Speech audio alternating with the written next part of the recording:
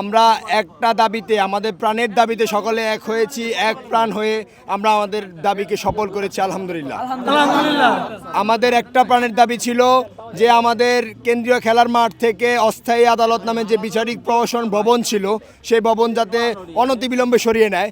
আজকে আমরা সেটুকু আশ্বাস পেয়েছি যে আলিয়া মাদ্রাসার কেন্দ্রীয় খেলার মাঠ থেকে এই বিচারিক আদালত, এই যে প্রহসনের আদালত, এই যে কালোঘর, সেই কালোঘরটি সরিয়ে নেওয়া হবে আলহামদুলিল্লাহ।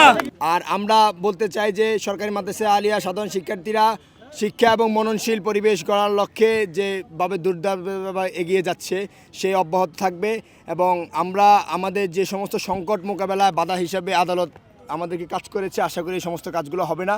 আমাদের আছে, আপনারা দেখতে পাচ্ছেন সরকারি মাদ্রাসা আলিয়ার ক্রীড়া ও বার্ষিক সাংস্কৃতিক অনুষ্ঠান 2025, সেটা আজকে পুরস্কার বিতরণী অনুষ্ঠান ছিল এবং কিছু ইভেন্ট খেলা আমাদের ছিল।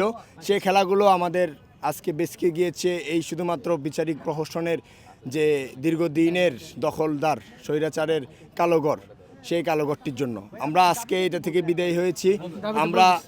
আমরা এখান থেকে মুক্তি পাবো ইনশাআল্লাহ। আমরা আমাদের যে উদ্যমী গতি, সেই উদ্যমী গতিটা আগিয়ে যেতে পারবো ইনশাআল্লাহ, আশা করছি।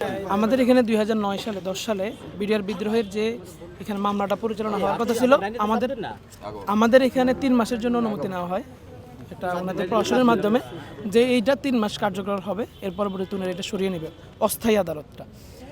এই অস্থায়ী আদালত 3 মাস আজকে এই পর্যন্ত 16 বছর 3 মাস এখনো শেষ হয় না, 3 মাস এখনো শেষ হয় না। কারণ আমরা পর্যায়ক্রমে অনেক দাবি করে নিয়ে আসছি এই মাঠটার থেকে এখানে সরানোর জন্য, এটা সরানোর জন্য আর কি। এখন আমরা আমাদের গত 3 দিন ধরে আমাদের এখানে ক্রীড়া অনুষ্ঠান চলতেছিল, আজকে আমাদের এখানে ফাইনাল পর্ব।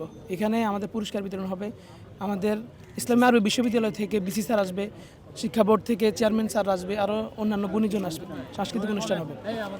এই পর্যায়ে এসে আমরা গতকালকে রাতে আমরা শুনছি প্রায় 12টার দিকে যে এখানে অস্থায়ী আদালত বসবে। আমরা ফায়ার ফাইটার থেকে শুনেছি যে আদালতের কোনো একটা কক্ষে আগুন লেগেছে, তারপরে আমরা এটা নিশ্চিত হতে পারিনি।